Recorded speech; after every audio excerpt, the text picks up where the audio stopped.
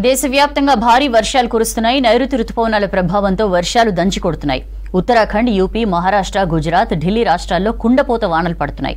భారీ వర్షాలతో మహారాష్ట్రలో లోతట్టు ప్రాంతాలు నీట మునిగాయి. 5,800 మందికి పైగా వరద బాధితులను సురక్షిత ప్రాంతాలకు తరలించారు. నదులు ఉప్పొంగి ప్రవహిస్తుండటంతో రాష్ట్ర వ్యాప్తంగా 54 రోడ్లు మూసివేశారు.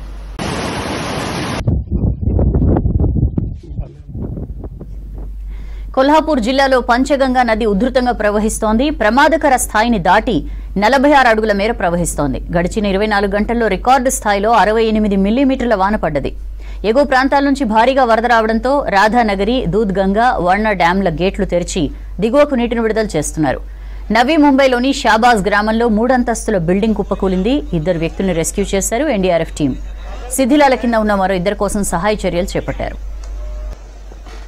గుజరాత్లోనూ భారీ వర్షాలు కంటిన్యూ అవుతున్నాయి. గిర్ జలపాతం ఉప్పొంగి ప్రవహిస్తోంది. నవ్శ్రీ జిల్లాలో వరదల్లో చిక్కుకున్న 30 మందిని రెస్క్యూ చేశారు ఎన్డీఆర్ఎఫ్ టీం. వరదలతో నిరాశ్రయులైన వారి కోసం 20,000 ఫుడ్ ప్యాకెట్లు పంపిణీ చేపట్టారు అధికారులు.